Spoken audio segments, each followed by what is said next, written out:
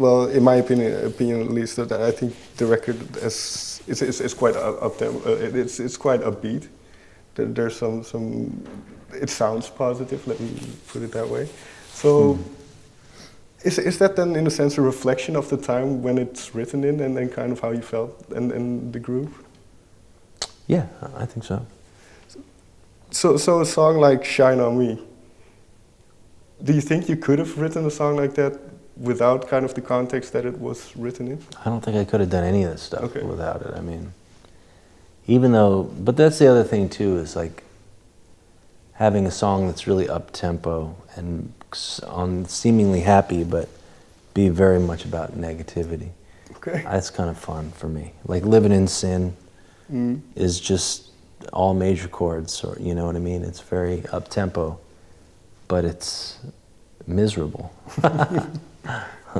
But I find that quite interesting, you know, because was that a conscious effort then to do it that way? Sometimes, yeah. I mean, sometimes. I mean, I didn't like labor over the thought of it, but I mean, I definitely went with it. You know, played it up at the end. And so this balance between, and you see this in certain Motown records and reggae records as well, where the music can be quite uplifting, but then, like you mentioned, the content can be quite dark at times. Yeah, no, I really like it like that. I love that kind of stuff. I love when you have the song that's really happy sounding and then it's just totally miserable. But so when you make a song like this, and then I can imagine people listening to it the first time, is it something kind of that you hide it in there so people can discover it on a second listen, or? Yeah, I mean that's part of the fun of it, messing around. I mean that's kind of like part of the fun of writing with other people is you can kind of seem to like have a little more fun with that stuff. Right. Yeah. And you mentioned Living in Sin, so lyrically, what was the idea behind that, the spark? I mean, just what it says, living in sin. Is it because that we're all kind of living in sin? In what way? In every way. Everything we do all day long. It's just killing ourselves in the earth. But as long as we accept that, maybe we can be happy. So there's a certain redemption in acknowledging it. I guess so. Okay. I don't know if there's ever any redemption, but. All right. Okay.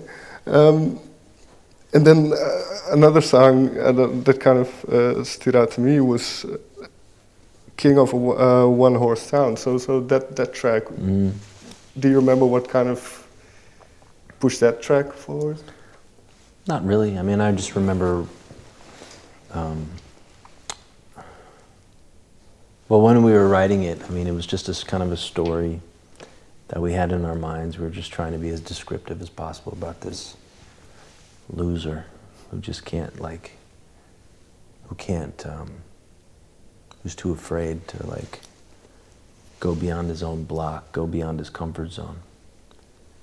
And there's a little bit of that in everybody, do you know what I mean? So I guess it's just a universal idea. But when we went to cut it, it was, we played a lot around Dwayne's guitar because it was so big and kind of flowing, melodic lines. I wanted it to breeze around Dwayne's playing. And a song like that, and then you mentioned Dwayne's playing, then are they completely free in what they do? What do you mean? In the sense of that guitar line, or do you have control of what I mentioned earlier? Do you say, okay, I don't like this part? I can if I don't like it. Okay. Absolutely, and I will. Is that difficult to do to these people that you kind of looked up to? Okay. Because I'm paying the bills. Well, fair enough. I'm flipping the bill, so they're fine with it.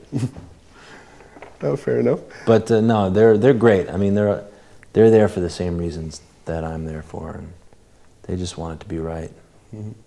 So can I imagine then, and the same with Mark Knopfler, and that it wasn't difficult to convince them to be on the record? Well, with Knopfler, Yeah, I just asked nicely. That's it. I just said please, and was nice about it. Mm. And I think he liked the song. You know, I think that's what it came down to. I was, you know, I didn't waste any time. I just sent him the song and asked, and he was kind enough to do it. Mm. And I read somewhere that you had around 60 song ideas for this record. So what did you use to whittle it down? Well, we had 60, 70 songs. Okay. We recorded them all. Okay. And then it was just whichever ones kind of fit better together. Mm. You know, and I actually had my manager help me pick songs because he's not a musician, you know. So I think I like to get people's opinion who aren't musical. Do you know what I mean? Sure. And he helped me whittle it down. I don't know. I think maybe I picked 20 songs and then we cut them down to 15, 14, and then I let him cut it down to 10 for me. In that sense then, is there, because I assume that the tracks have been recorded for a while now, when you listen to the album, is there for you a certain thread through it or an overarching? I don't know that there's a thread, but for some reason it feels like it works together.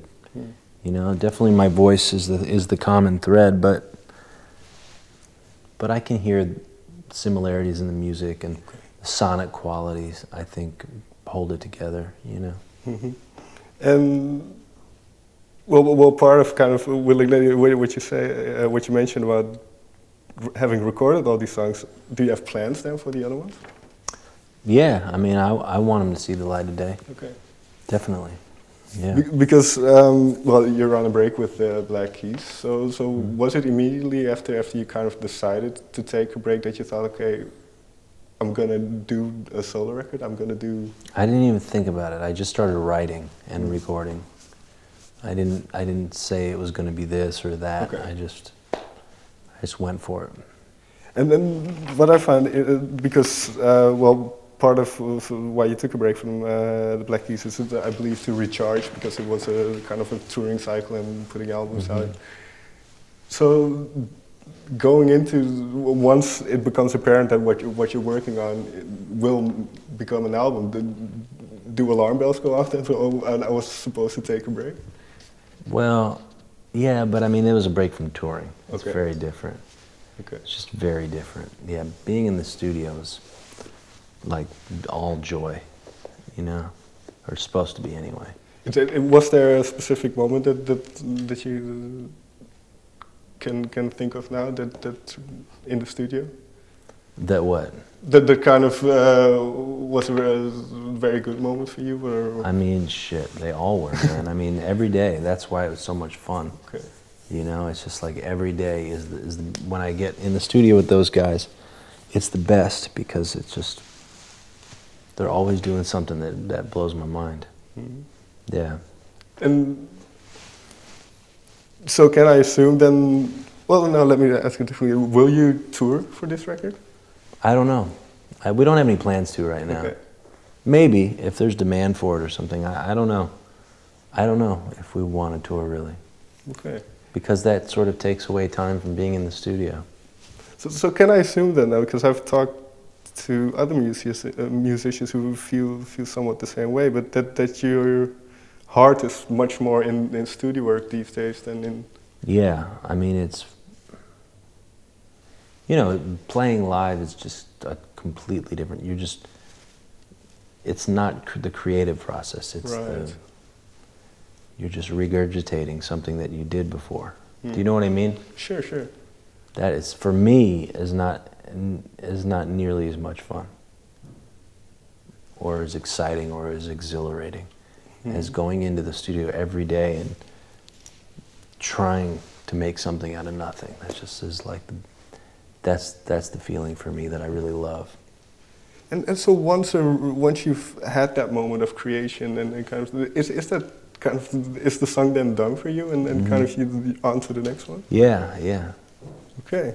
Yeah, like Shine On Me, I had to play it this morning on the radio. Right. And I hadn't played it since we recorded it last summer. So I had to start practicing it yesterday. But so what goes through your mind then when you're kind of revisiting the chords? I don't remember even how to play it. Okay. Yeah, I mean, because we probably wrote "Shine on Me" on like a Tuesday, and then recorded it that Thursday. Right. And then I did some overdubs, mixed it, but I mean, didn't play it again. Okay. And I don't know, I'm fine with that, you know? It's sort of like creating that thing and you put it on record and that's enough. I don't feel like, I definitely don't feel the need to like be a performer. Right. Do you know what I mean? I don't really get a kick out of that so much. I like to play music, but like in the smaller. I don't need it. Do you know what I mean? I don't need that kind of thing. This might sound like a silly question and also maybe one that's quite difficult to answer then, but what do you get out of that creative process? What do you get out of being in the studio, creating something from nothing? You know, definitely get like a natural high from having something work, you know? And I mean, if you love it, then, and it's your calling, or, you know, then that's what you want to do, you know? And I just feel like it's something that I have to do. Okay. Do you know what I mean? It's not even really an option. I just don't feel right unless I get into that studio or play something, you know, or try to write. So you can't have a couple days. You always need a guitar somewhere in the vicinity. Yeah, I mean, I can take a day or two off, but like not much more than that. I need to get back to it. Finally, then, with what you just said in mind, then, is the creativity for the Black Keys already kind of boiling up again, or bubbling up again? Yeah, I mean, it's always kind of there, you know, and I think it's nice to. That's what I love about being in the studio now, is that every day is something different, and I think it'll be a nice change of pace when we get back together. Yeah. But so no immediate plans, I can assume? Nope. All right. All right, Dan, thank you so much for your time. Thank you. Thank you.